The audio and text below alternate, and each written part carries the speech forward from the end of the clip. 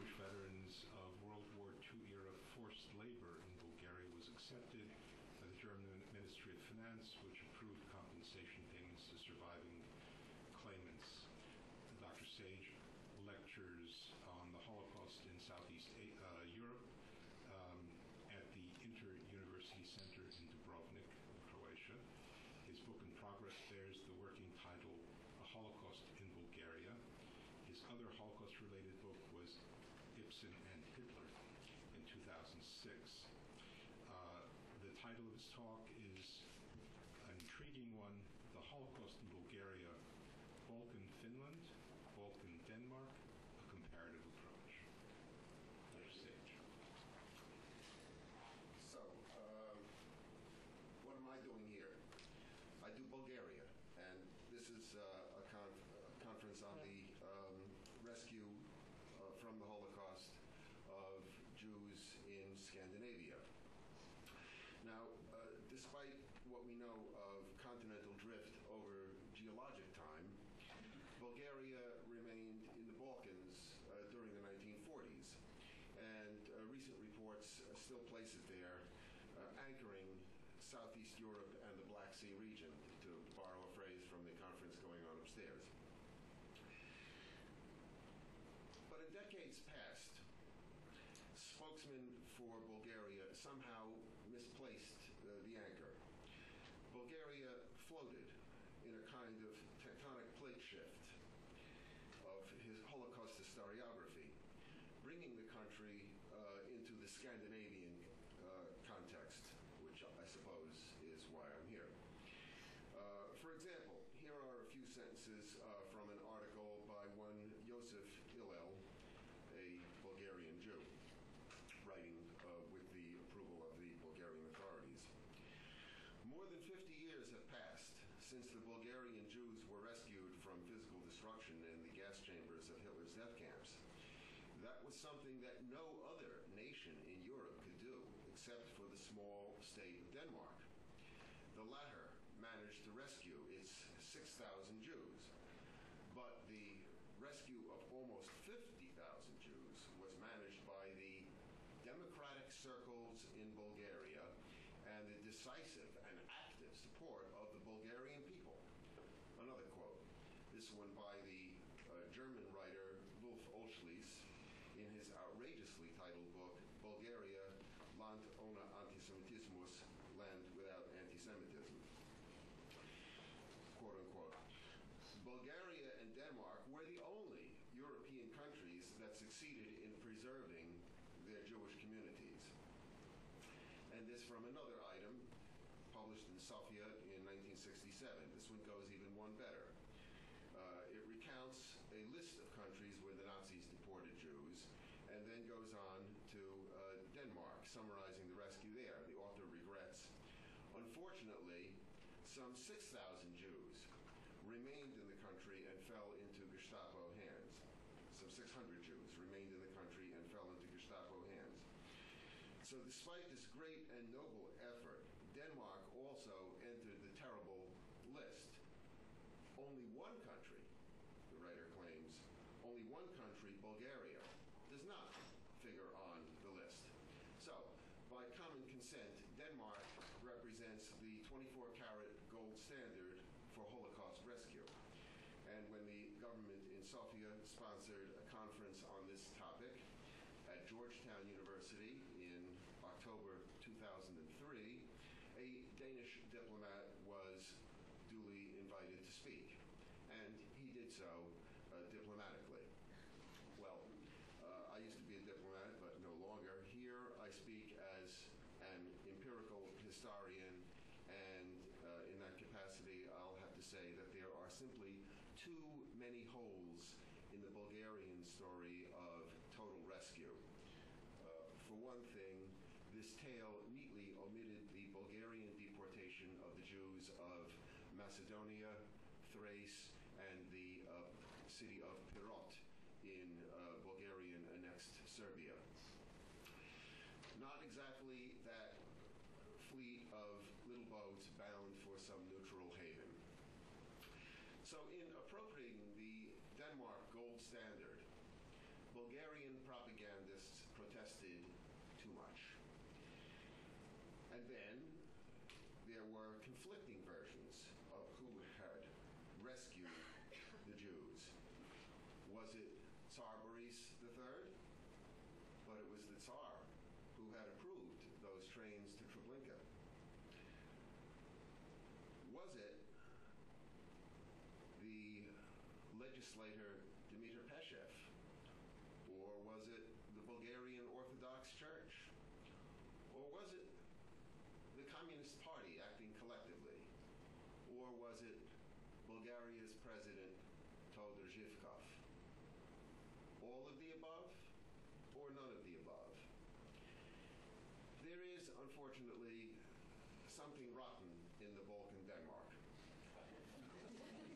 At minimum, the Bulgarian analogy to Denmark is overdrawn and inappropriate. Significantly, Danish historians have offered no converse, no reciprocation. They do not cast their country as Bulgaria on the Kattegat with regard to Jewish survival. Why are we not surprised? Let's then turn to Finland. Is Bulgaria's record more like, say, that of Finland? Well, sic et non. Two comparisons must be made. The first comparison concerns the respective relationships of these two states to Germany as the dominant Axis power. Did Bulgaria and Finland share German war aims, or merely pursue their own national agendas in concert with Germany? How much autonomy could each of these junior partners exercise in the face of German dominance and German arrogance? And to what extent did the junior partners' governments, media, and publics accept Germany's ideological worldview for waging the world's most titanic, relentless conflict? The second comparison concerns the respective actual conduct of Finland and of Bulgaria with regard to Jews within their spheres of control. To start with the first comparison, neither Finland nor Bulgaria owed its existence to Germany, say, in the manner of Father Tiso's Slovakia or of the Croatian Ustasha state. The governments of both Finland and Bulgaria were accepted as legitimate by a majority of their citizens and accepted as legitimate internationally. Both countries, furthermore, had functioning national legislative bodies. And although both Finland and Bulgaria permitted the transit of German armed forces and granted them limited basing facilities, neither state endured actual German military occupation per se. That is, the sovereignty of each state was less compromised than was that of other clients of the Third Reich. Furthermore, both states pursued limited war aims to regain lost lands. And the next slide, I show you what Bulgarian annexations look like. This limited wars on the part of both Bulgaria and Finland, limited wars in cooperation with the German all-out war effort, are another example of the relatively larger wiggle room that these two states enjoyed. Finland's so-called continuation war against the Soviets was, as we have heard, confined to recovering lands ceded to Stalin after the Winter War. And Bulgaria, for its part, did not commit any troops to the Barbarossa campaign despite German requests. One notable difference between Bulgaria and Finland was that Finland stayed formally aloof from joining the Axis coalition per se. Bulgaria did join, but on the other hand, Tsar Boris III resisted demands for troops to assist Hitler's total war Bulgarian soldiers were conspicuously absent from that anti-Bolshevik crusade, which did enlist Italian, Slovak, Romanian, Hungarian, and even Spanish forces, as well as volunteer SS contingents from Nazi-occupied Western Europe. So, take note here. Hitler's crusade, as he intoned ad infinitum, Hitler's crusade was against Judeo-Bolshevism. Bulgaria joined that crusade guardedly, leaving the Bolsheviks alone while going after the Jews. Thus, among Germany's co-belligerents, it appears fair to say that Finland and Bulgaria each retained comparatively high degrees of wiggle room vis-à-vis the dominant power. And this factor of autonomy is what makes it appropriate to weigh their respective actions with regard to Hitler's overarching, ideologically driven program, the final solution to Jewry.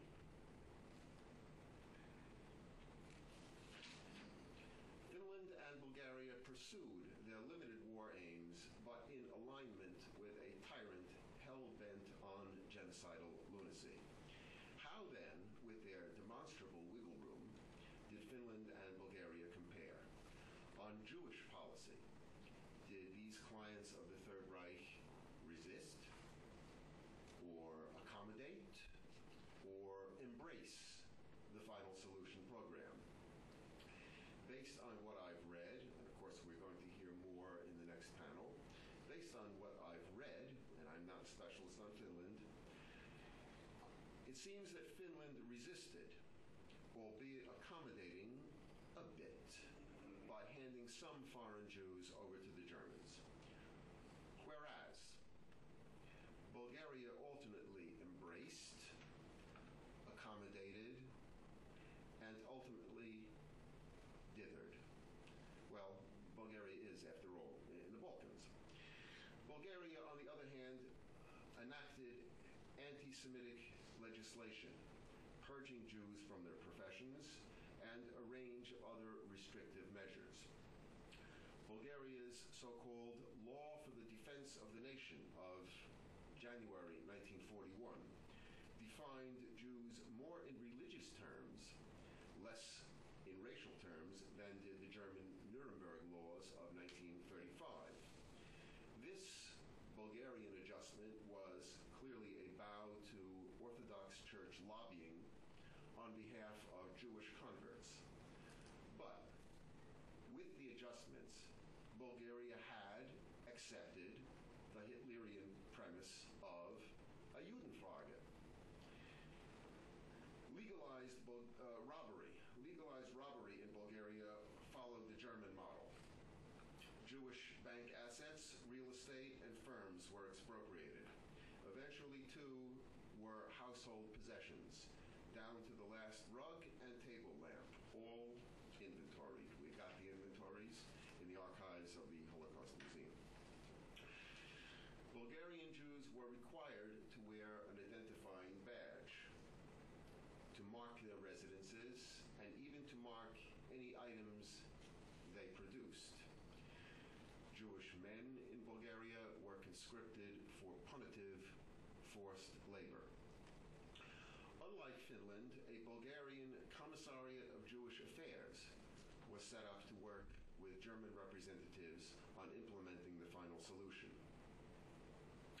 Under the Commissariat's decree, the Jews of Sofia were ghettoized, then evicted from the capital, and sent to provisional holding centers to await deportation.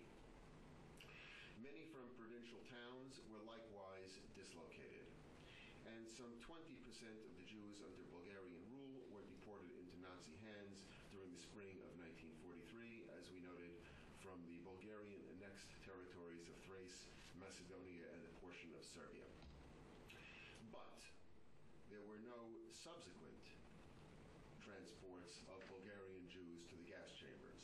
So, were the remaining Jews rescued, a la Denmark, or left alone, as in Finland? 80% of Bulgaria's survived to September 1944, when Bulgaria switched to the Allied side, at the same time that Finland switched. These Jews had been disenfranchised, marked with the star, expropriated, concentrated, enslaved, and evicted.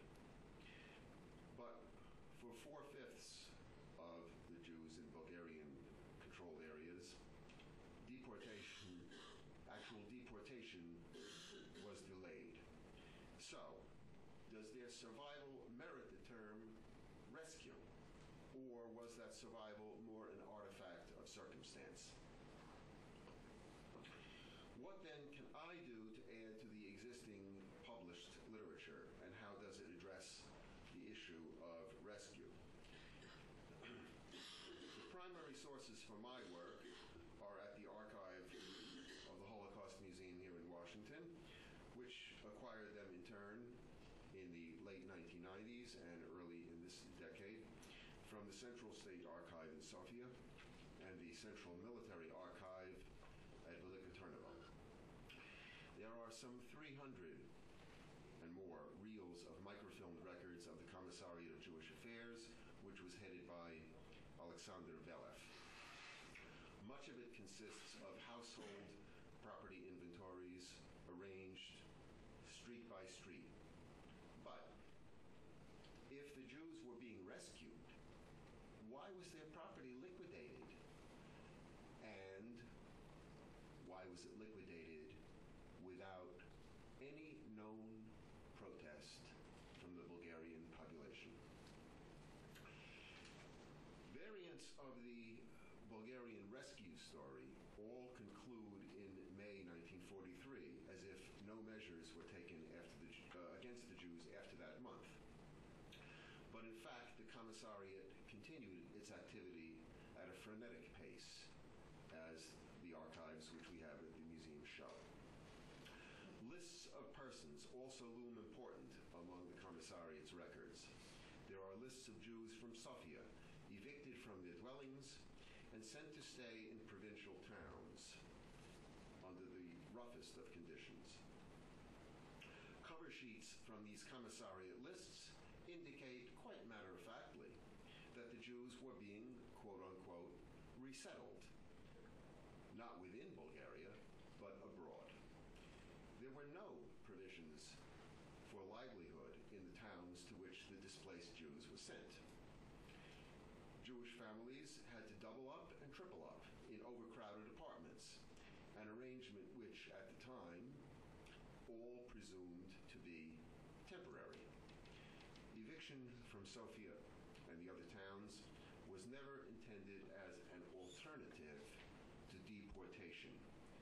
In Bulgaria, as elsewhere, there were simply quicker and slower approaches to an established Nazi process.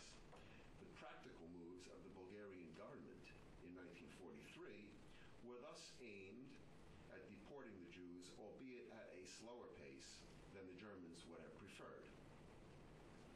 No Bulgarian order ever formally rescinded the moves toward deportation until the Soviet Red Army approached the Danube in late August 1944. Another important archival source which we have at the museum consists of personnel records of the Bulgarian Jewish forced labor battalions. About 9,000 Jewish men worked on road and railway construction. Their service was indeed the reason for Tsar Boris's stated excuse to the Germans for his reluctance at implementing quick, wholesale deportation. The Tsar said this even as he did implement measures which logically had to culminate in eventual deportation. But these work projects, roads and railroads, had a momentum of their own and created a community of vested interests within the Bulgarian establishment. The records hint at a bureaucratic conflict between Bulgarian government entities. As in the Reich itself and elsewhere, the ideological mandate for Vernichtung, extermination, was pitted against the need for Arbeit, with Vernichtung durch Arbeit somewhere in between. But if that sounds too cynical, then there is actually just a little glimmer of a rescue in the records of the Bulgarian labor battalions. Their commander in 1943, a Colonel Atanas Mumjiev, took measures to protect the Jews in his charge and attempted to rein in subordinates who were abusing them.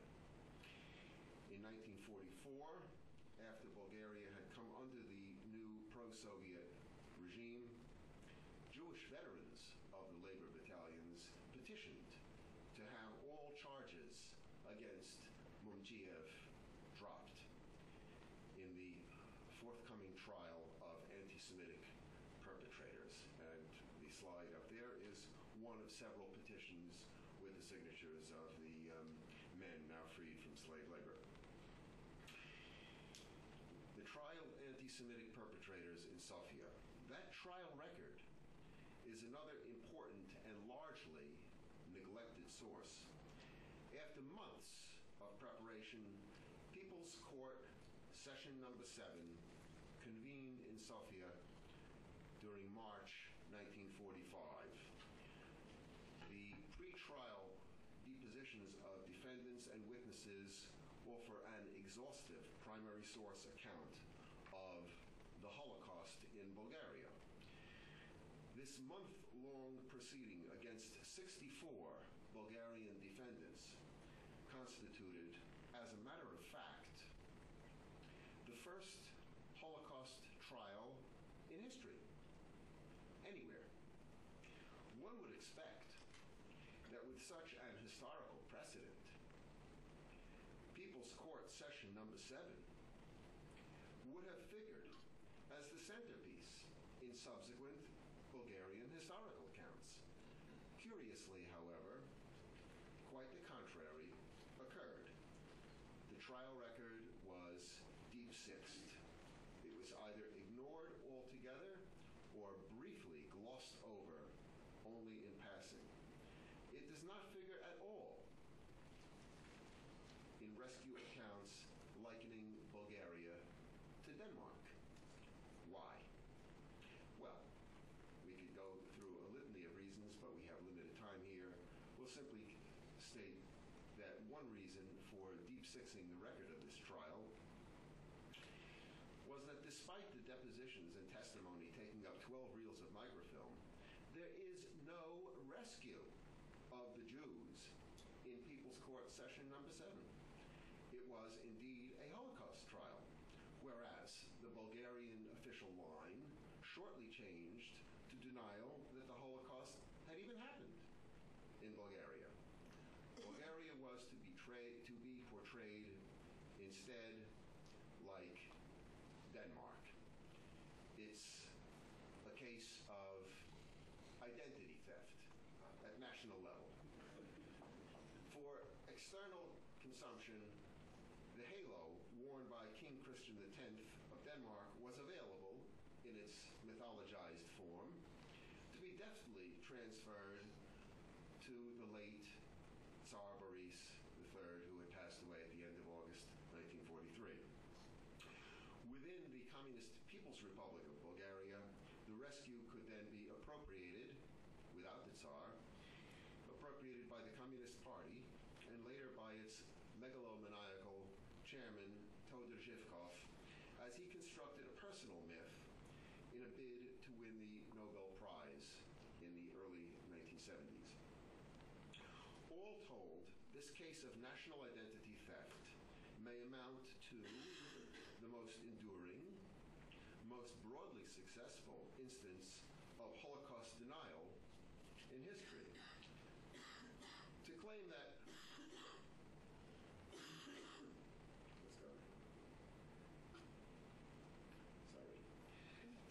Bulgaria rescued the Jews in 1943 is, in chutzpah terms, maybe a bit like claiming Bulgaria rescued John Paul II in 1981. After all, Mehmet Ali Acha only wounded the Pope. He didn't kill him. And see, didn't everything work out just swell after that? Bulgaria is neither a Balkan Denmark nor a Balkan Finland.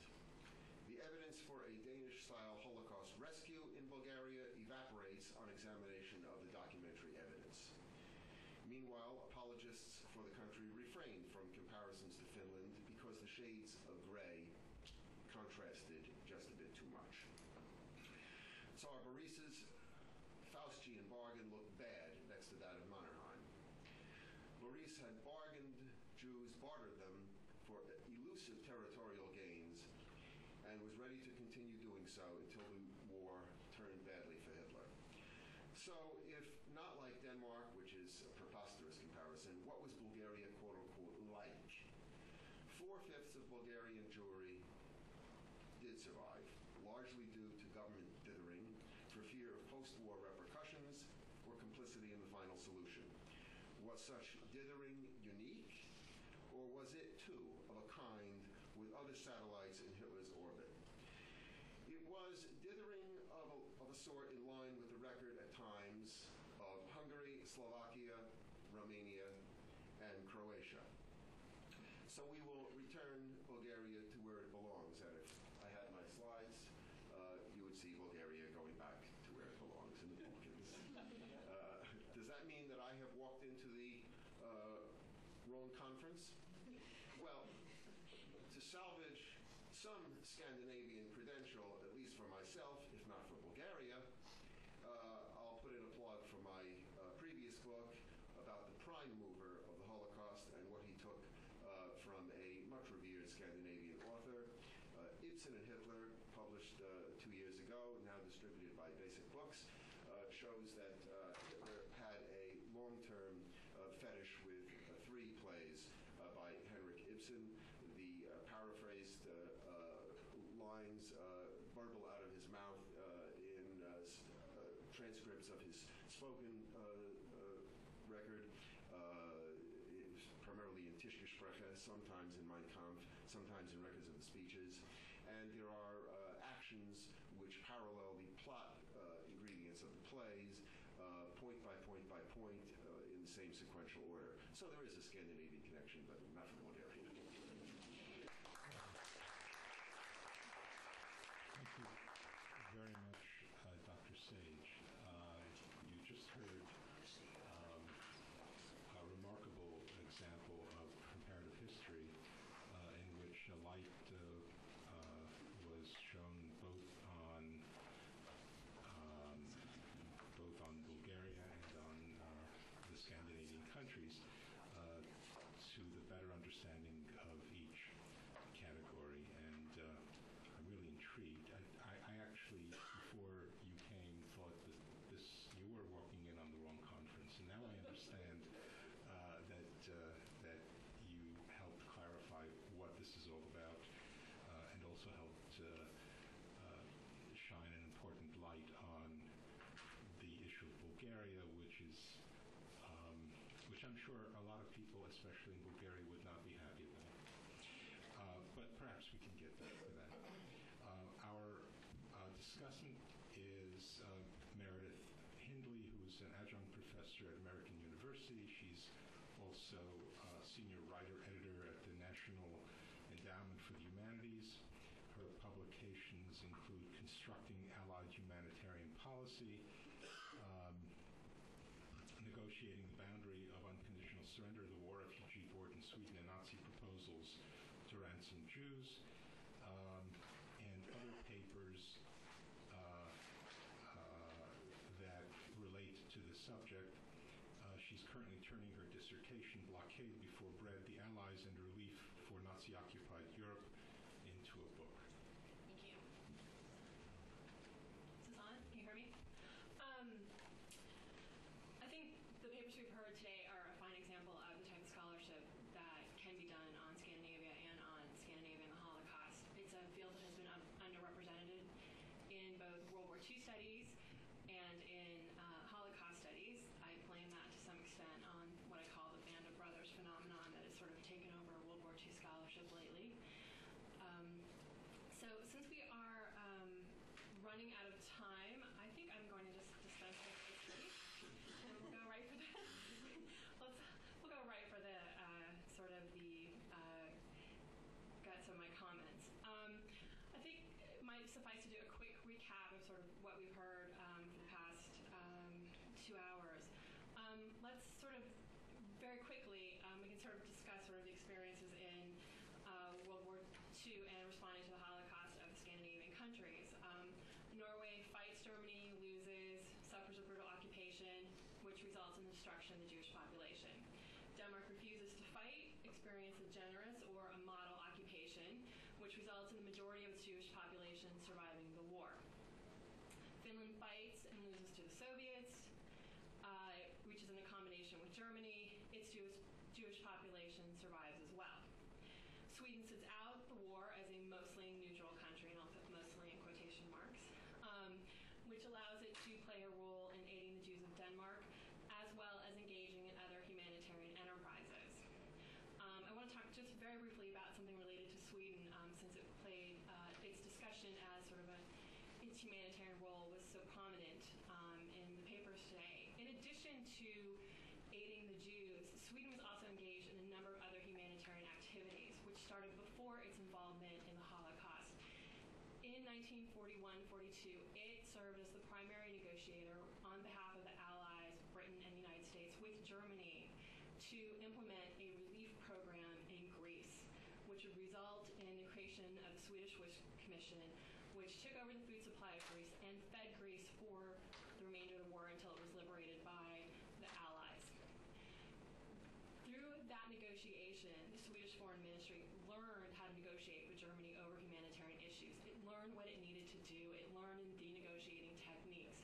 And I think that those techniques and the experience in particular of Eric Bowman, the foreign minister, would help it a great deal when it came time to negotiate on Jewish questions, and showed them how far they could push the Germans. Okay, so we've sort of done a little recap of the various experiences in Scandinavia. So I would like, so what is this, what do these experiences or this pattern suggest, at least as regards to Scandinavia? Well, we can draw two sort of very large conclusions, which I'm sure you can all poke at very easily.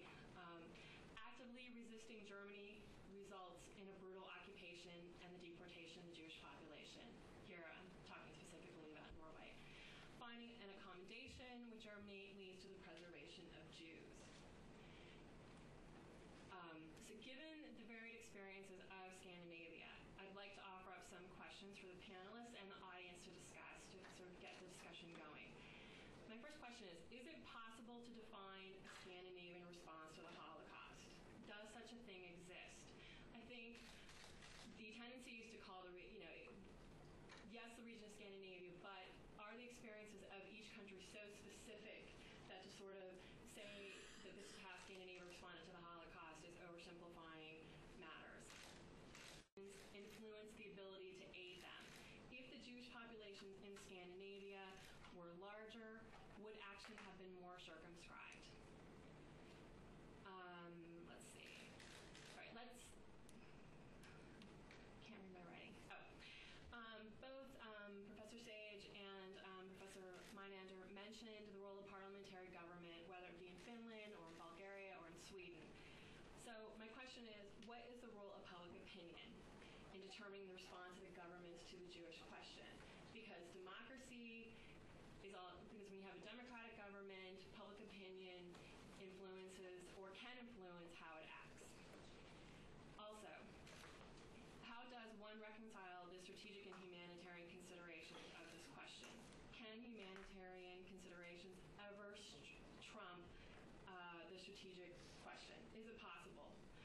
Is it possible for governments to put humanitarian consideration before anything else? And last but not least, I'd like to I'm going to turn the anti-Semitism question a little on its head. We talked about sort of the lack of anti-Semitism in Scandinavia in comparison to other countries, say Poland. But I'd like to ask, what role did Hitler's regard for Scandinavia part of the master race play in his approach to Scandinavia? Did Germany make more allowances because it regarded the Scandinavians as part of the Aryan race? And finally, moving things a little bit forward, Ambassador Goodby touched on this before this morning, but I'm wondering if, while the response to the Holocaust is not as morally clear as we would like it to be at times, the actions of Denmark and Sweden demonstrate that brutal policies can be opposed. So given that, how have the lessons of World War II informed the current approaches of the Scandinavian countries towards ongoing humanitarian crises in the world? Have those countries taken lessons from the experiences of World War I and applied them to now? Well, thank you very much. You asked some wonderful questions and made some very fine observations. And before we go to general questions, perhaps people on the panel might wish to respond to the comments. Anybody? Mr. Chairman, as you said, there are many very crucial and interesting and difficult questions you raised here. The first, I think, was is it possible to discuss a Scandinavian responsibility for Holocaust? I would claim that it would be a simplification to claim that there is not Scandinavian responsibility, but one have to. I think it's crucial to explain the, so to say, the relativity of it and see it in a wider European context. And in that context, of course, I would claim as Scandinavian countries cannot, I would say, boast very much about what was done. 12,000 Jews rescued to Sweden was admirable, but it was, relatively speaking, not a large number. That is a plain fact. If the Jewish population would have been larger in Scandinavia, would it have changed the situation? Yes, I think it would. In late 1930s, many Swedes were against immigration of Jews because they were afraid that this would, in a way, was import of the, so to say, the anti-Semitism to Sweden. And then I jump directly to the last question. In Sweden, there have been much discussion about the immigration of Muslim population, and many of the arguments that have been put forward against the Muslim immigration to Sweden very much look the same as arguments, not used necessarily by anti-Semites, but by many other Swedes, I think are very much alike. Now then the third question about public opinion and its role. I would claim, especially in Sweden, and as Sune Persson here mentioned, it's important to also be more specific on the west coast. In Gothenburg, there was a much clearer radical criticism throughout the war against this discrimination of Jews, which is important. Also in Finland, we had a liberal and social democratic press that throughout the war was critical, as it had been in the 30s. Then again, we had a right-wing conservative public opinion that was quite much, understood the German attitude. So one cannot say that there was one opinion, but I think that's typical for a democracy, that there is many opinions. But the clear majority of the population, I would say also in Norway, was, I would actually say a bit different than Sune Persson said, that the National Samling was not a big party, and Quisling was not a charismatic person. It was a very small party, but because of the help of the Germans, could do what it did. Now, then you had this brutal question: can human interests ever go before strategic interests? Regrettably, I think very seldom. And Hitler's allowance of Scandinavia, why Finnish, was it because they were, the Scandinavians were aliens? I would say that, as I said in my paper, it was the strategic geography that played a role. But obviously, if the Germans would have won the war, they would have completed the Jewish question also in Scandinavia. Well, these questions are quite difficult. Scandinavian responsibility. As I said, there is a turning point in 1942. I think that after 1942, the Swedish government did everything they could reasonably do to save Jews. The discussion in Sweden, and it has been heatedly debated, is what we were doing before 1942. And Sweden took part in the, for instance, in the Lyon conference, and we had a very restrictive policy, especially concerning the Jews.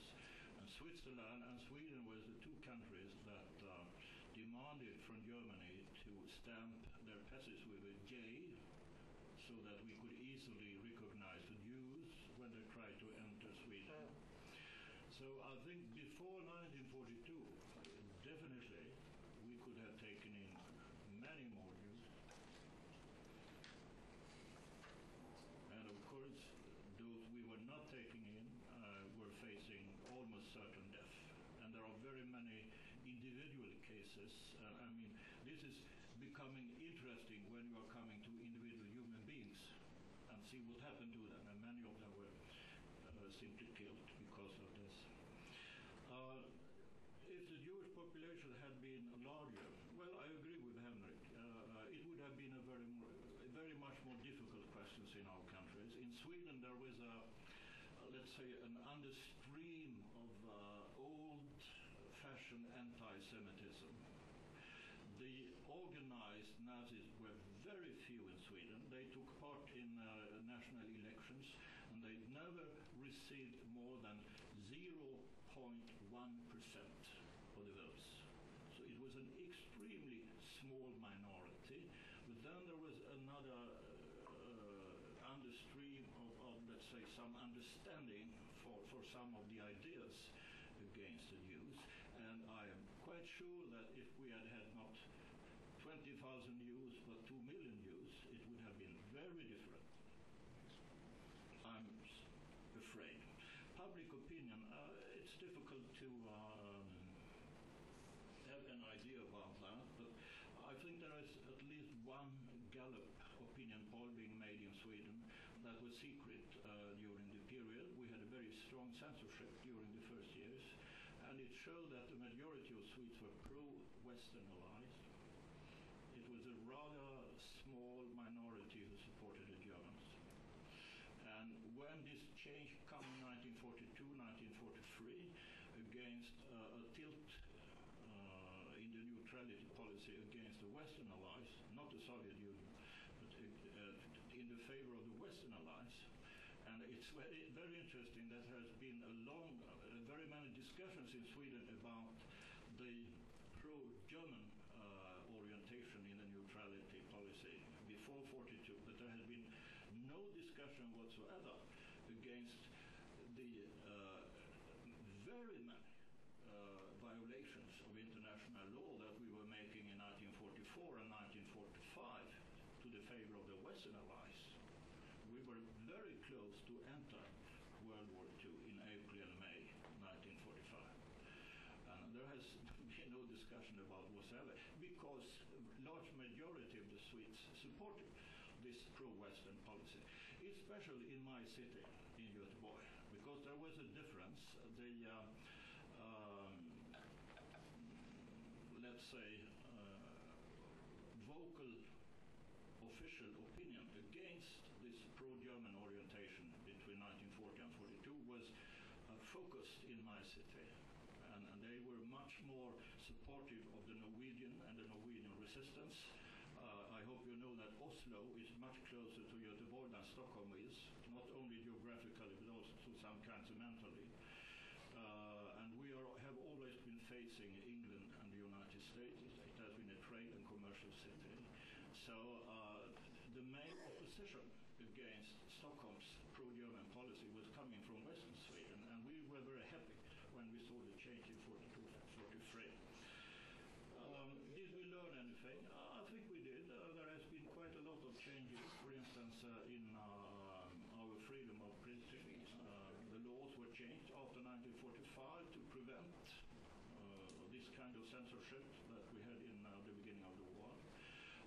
Immigration. Sweden has now an extremely generous immigration policy, and I would not accept the comparison with the Muslims now. We have in Sweden, in 1950, I think we had roughly 10 Muslims in Sweden. Now we have at least 300,000 Muslims. And there is one small city, also Stockholm, that has received more Iraqi refugees than United States of America and Canada together. We have more than 100,000 Iraqis now in Sweden. And the same goes with the Iranians, the Palestinians, the Lebanese, the Bosnians. We have very many of them. So we have a very generous immigration policy now. And I think to some extent it's a lesson that we learned from World War II. Thank you very much. We have time for a couple of questions. Professor Ambassador Jakobsson. Well, very briefly, I can say. Can you wait for the microphone? There's a microphone coming.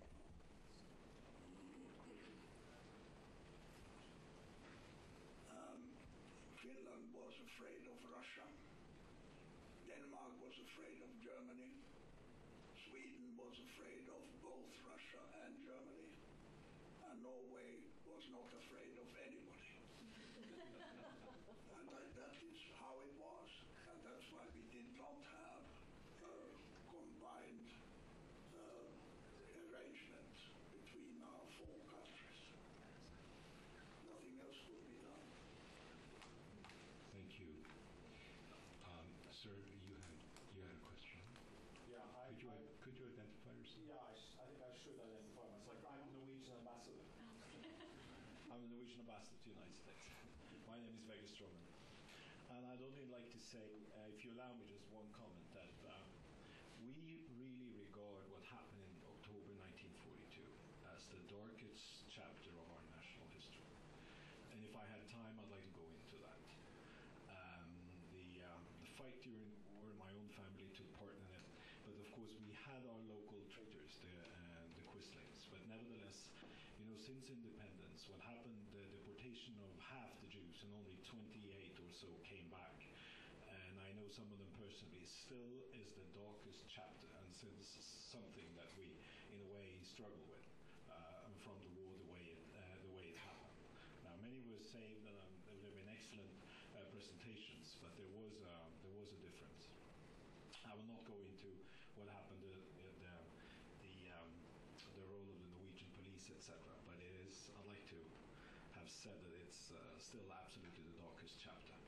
When it comes to your other question I'd like to offer a question of observation. Well, the Norwegian situation was as such. You remember that even the Norwegian Nazis, which played a prominent role in this, even the Germans disliked them. Even Hitler didn't like our Nazis. Nobody liked them, and so they were in a peculiar situation. They were trying to improve their lives, etc. So it's hard to say whether they were disappointed that the audience actually in a way fought back. Of course, it was easier for us to fight than it was for the Danes, and Finland had its own very peculiar situation. But it's one other thing that I'd like also to say, which is that, and none of you have alluded to it, we had shed half our population to the United States. Half our population. Our population stayed for 100 years at 1.6 million.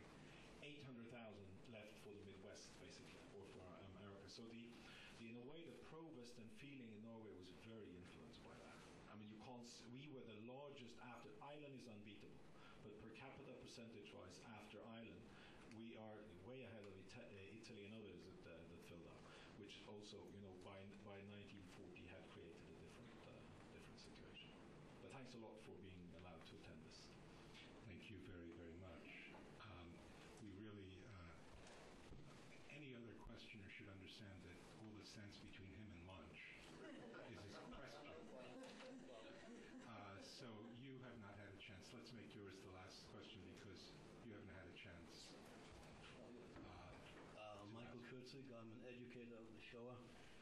First, I want to thank Sweden for saving my aunt and my uncle. They were smuggled out of Italy for the Swedish underground, and I wanted to maybe hear from Professor Persson how that developed. I just don't know enough about that. They were smuggled in 1941 and apparently froze in the winter of 41 in Sweden, and then came down through Iran into Palestine, and then lived in Israel until they died a couple of years ago. So you have to recognize that I'm an old man, or as the Americans say, a senior citizen. So I couldn't hear what you were saying. So could you please speak loudly, slowly, and well articulated, so I might be able to answer? I'll do my best despite my accent.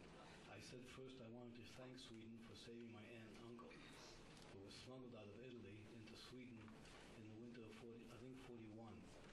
And I wanted to have an idea from you how the Swedish underground developed, that they could be smuggled and saved that way. They later, as I said, went through Russia, into Iran, and into Israel, or Eretz Israel, as we say. Did I do any better? Somewhat. Not enough. Maybe Steve next to you can tell you.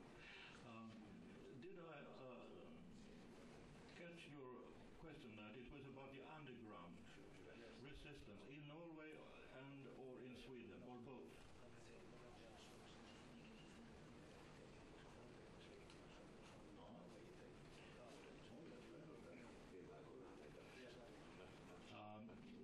I don't really understand your question, but I can tell you that my wife was a Norwegian citizen for 12 years, and her father was Norwegian.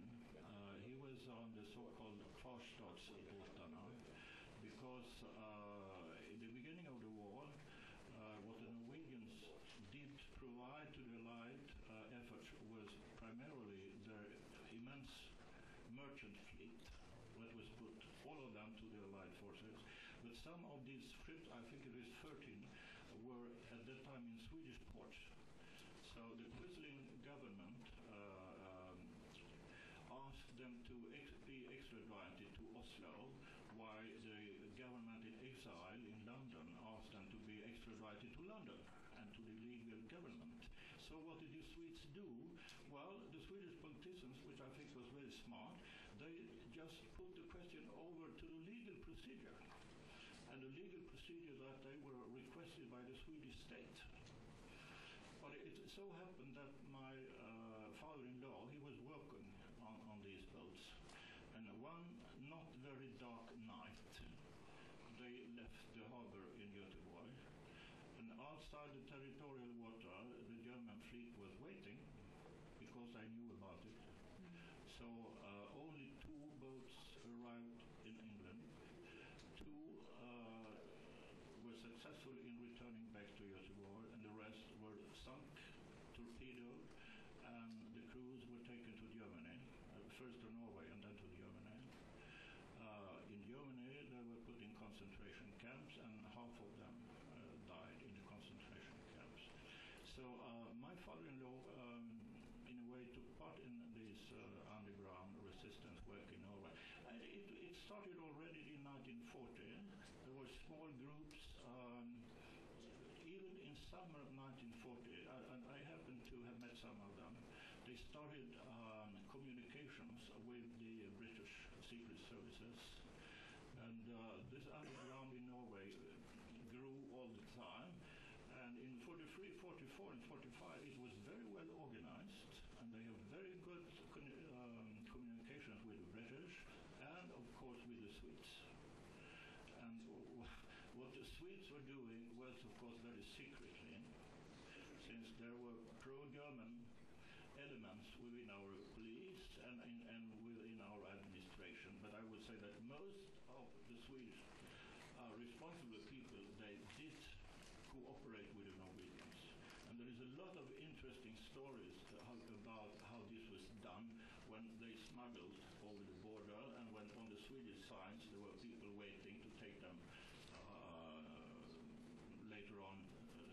Sweden, or how we organized sending medicines and food and clothes into Norway. And there are very interesting stories, and I don't think they have been put on paper yet, about what was done in the Consulate General in Oslo, which was supposed to be a neutral